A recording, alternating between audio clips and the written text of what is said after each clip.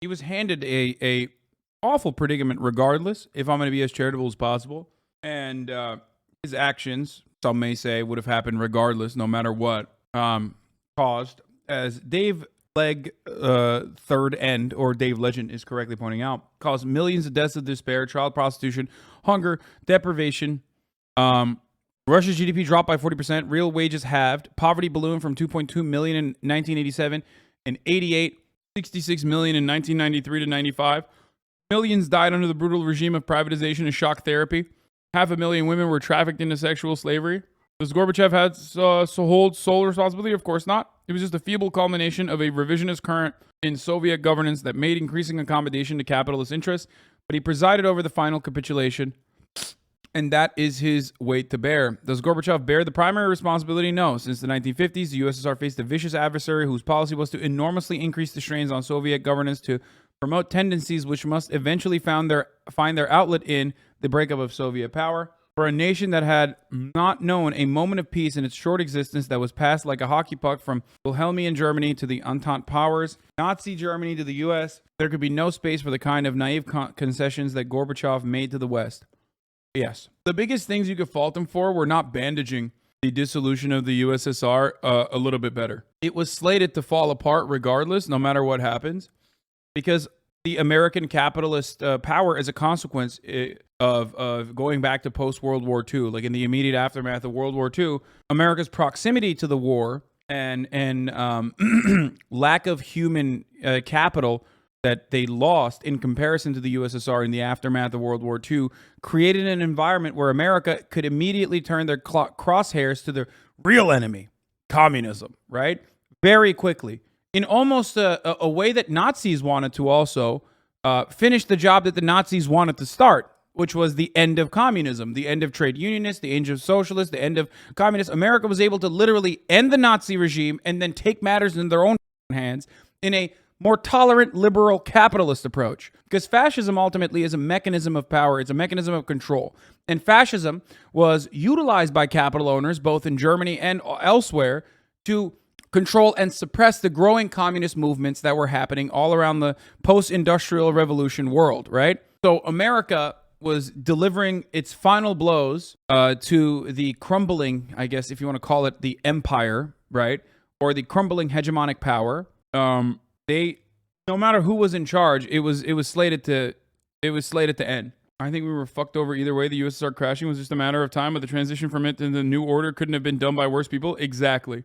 I think the worst part is like who the criminals were, who the criminal elements were, and how they sacked this otherwise bountiful state. There's a reason why, GDP was halved. There's a reason why there were millions of child prostitutes, people selling themselves into sex slavery, and so many deaths of despair. And that is because that transitional period was basically given fully to some of the worst criminals backed by Western banks. That's also the reason why Russia is seen as this kleptocratic capitalist safe haven, this authoritarian kleptocratic capitalist safe haven.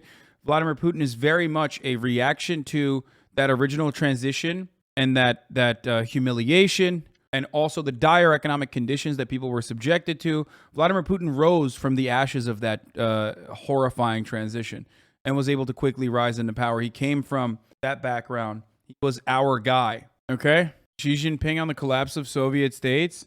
Well, I know what his take is. His take is that they did not uphold the immortal Marxist-Leninist values. They were revisionist. Why did the Soviet Union disintegrate? Why did the Communist Party of the Soviet Union fall into pieces? An important reason is that in the ideological domain, competition is fierce. To completely repudiate the historical experience of the Soviet Union, to repudiate the history of the CPSU, to repudiate Lenin, to repudiate Stalin, was to wreak chaos in Soviet ideology and engage in historical nihilism. It caused party organizations at all levels to have barely any function whatsoever. It robbed the party of its leadership, of the military. In the end, the CPSU, as great a party as it was, scattered like a flock of frightened beasts. The Soviet Union, as great a country as it was, it's literally saying that they did not uphold like Stalinist principles, Marxist-Leninist principles.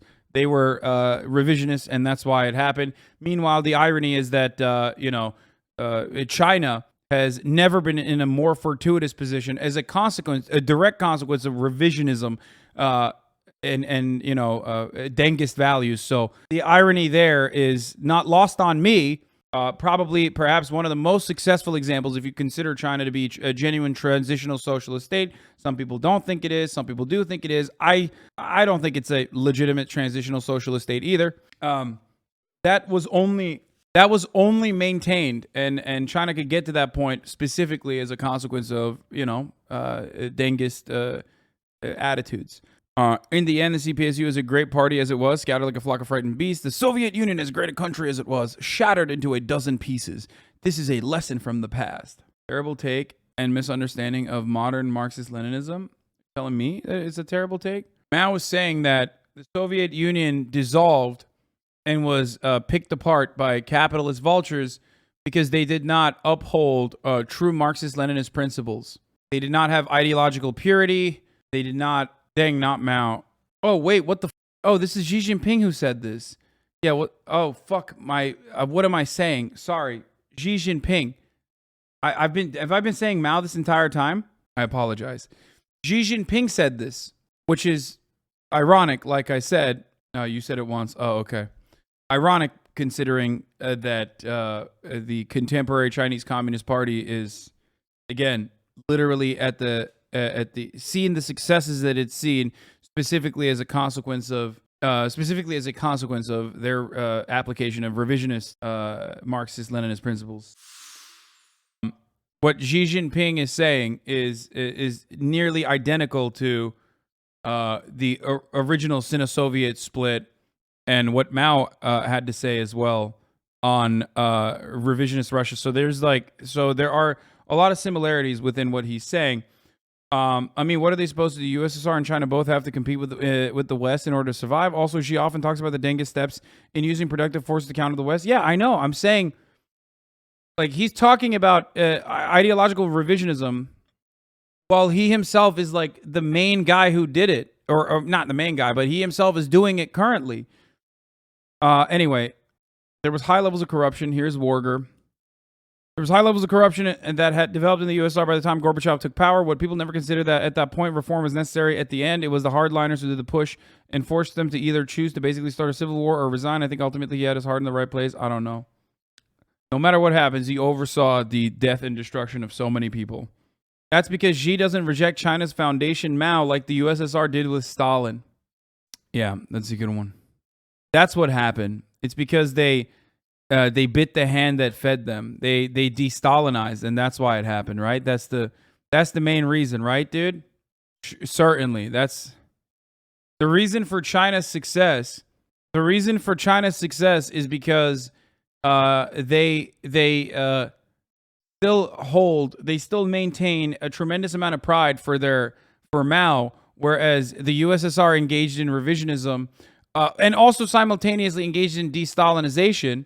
I mean, you could make an argument about de-Stalinization as a concession, as a starting point for concessions to the West, but de-Stalinization in and of itself is not necessarily a bad issue, especially considering, as Warger also correctly pointed out, corruption being a insanely awful force that legitimately was harming the country's own mechanisms of government. CoinTelPro, thank you for the 10 get the subs. Motorface, thank you for the 5 get the subs. Find keys to any problem. So it was difficult, but still it became possible. Without changes in Soviet-American relations, nothing would have changed in the world. Hi, Larry. Hi. President Gorbachev, I'm honored to talk to you. Dude, America's such a wild country. They would just have like any random guy from Champaign, Illinois, call into Larry King to talk to Gorbachev. That's how dominant America is, dude. Like, can you imagine Barack Obama talking on the phone to some random Russian guy on a Russian televised broadcast? No shot. This is like ritualistic humiliation. Do you believe that communism as a political philosophy and a system still something to offer to the world? I think that In principle, as a system, as a philosophy, as a model of organizing a society, of reforming society, has to be rejected based on our experience, the experience of our country and of Eastern European countries. As regards the use of certain methods to achieve greater social justice, greater regulation by the state of certain social processes. There were certain useful aspects that could be used in the future as well. That's why I'm speaking of socialist values. By the way, I believe also that socialists who are in power in some countries they also use liberal theories, not just socialist theories. It's not really a choice of capitalism versus socialism. I believe that based on our experience and on the Western experience, Western values and other values, we have to conclude that what we need is a new society, a new civilization that would take advantage of all that is best and would reject all that is worst and take advantage of the good things for the new civilization together. So let us not just try to stamp out everything. We have to reject what did not work. Let me get a break and come in right. Our country. Let's go back to your calls. Rotterdam, Holland. Hello. Oh, hi, Larry. Hi. My question is, if Mr. Gorbachev had known that perestroika would lead to the disintegration of the Soviet Union. Wait, why is everybody calling from like random... Wait, what? Rotterdam, Holland? Also, even the guy from Champaign, Illinois, that motherfucker had an accent too. Would you still have supported it the way he did? No, I don't think that this was our plan, and it was not fatalistically inevitable. I think that it could have been avoided. The collapse of the breakup of the Soviet Union could have been avoided. I believe it was one of my big mistakes that I was not able to explain my policies, to conduct the kind of policies, more vigorous policies that would have made it impossible for the coup plotters in 1991 to have that coup that made it impossible to sign the new Union Treaty. We had the treaty, we had even the scenario of how we will be signing the treaty, where we will be sitting and how we would be signing the treaty, and that treaty would have opened, I think, a very fruitful chapter in a new federation, in a new country. It would have been a real federation rather than the unitary state that we used to have, a totalitarian state. Last call quickly. Edmonton, Canada, quickly. Hello. Mr. Gorbachev, how would you like history to judge you? We only have 30 seconds. How would you like history to judge you? What should it say? Well, this is for history. This is history's privilege. History is a capricious lady, but I hope that it will judge me fairly. I have no doubt it will. Responding to the chatter before, Stalin literally killed or gulagged most of the revolutionaries and actual ideologues in the USSR and left it with a bunch of dumb, sycophantic careerist bureaucrats. He literally contributed indirectly to the current contribution. What do you mean indirectly? He contributed directly to the corruption that ate apart the country, making it so that, like, de-Stalinization, aside from what it meant, what it came across as like concessions to the West, de-Stalinization became a necessity. Like he was. I'm not one of those people that's like, look, I can see the good in Stalin. Okay, killing a lot of Nazis, very cool. I'm on board with that. You know what I mean? That's very, very cool, genuinely. Okay, but I mean, let's be real. He wasn't exactly great. They're saying how U.S. propaganda through Radio Free Europe, etc., convinced a lot of younger Soviet elites in Gorbachev's generation that the West truly was benevolent. Gorby gave up the USSR and Russian security for nothing and trusted the West's goodwill and promises that they wouldn't expand NATO. Yeah, that was a big mistake. And also, it totally didn't work. So, Muscovites react to the passing of Mikhail Gorbachev. These Moscow residents react to the news of Mikhail Gorbachev's passing with a sense that he did more harm than good by precipitating the breakup of the Soviet Union. Yeah, of course they are going to say that. It seemed to set us back then that he was a person who could change the Soviet Union for the better. It seemed to us back then. But then, when it was coming to an end, it turned out that he is a person who broke up the Soviet Union, broke up a vast country. There's two reasons why this is going to always be the answer. One, there's nationalistic pride of being a competitive hegemonic power. And losing that is going to be the immediate reason as to why so many people are going to be anti-Gorbachev, because they're seeing him as the reason. The second is a more legitimate reason, which is economic concessions and political concessions afforded to the West that completely were undermined, taken advantage of right off the jump, and have led to Russia becoming the state that it is. You know, there were countries other than Russia in the USSR. Any interest in their opinions? Yes, dude. They say it sucked. Okay, I got it. Yeah, especially ones that got better deals from the West, which had a legitimate interest in, like, you know, propping up anything and everything that could be utilized as a anti-socialist weapon. Luckily, at least a lot of those countries in the Eastern Bloc still have incredible percentages of individual home ownership. So that's pretty cool. Fun fact, look up individual home ownership rates in countries that are former Soviet bloc countries. Just a fun fact, just to figure out like where things are, or at least what remnants of socialism these countries still benefit from, while simultaneously having an anti-USSR perspective, which is understandable. Yeah, like Topji's very own Romania that he went to has like individual home ownership rates up to 90%, almost 90%. You think that's an accident? You think that happened on accident?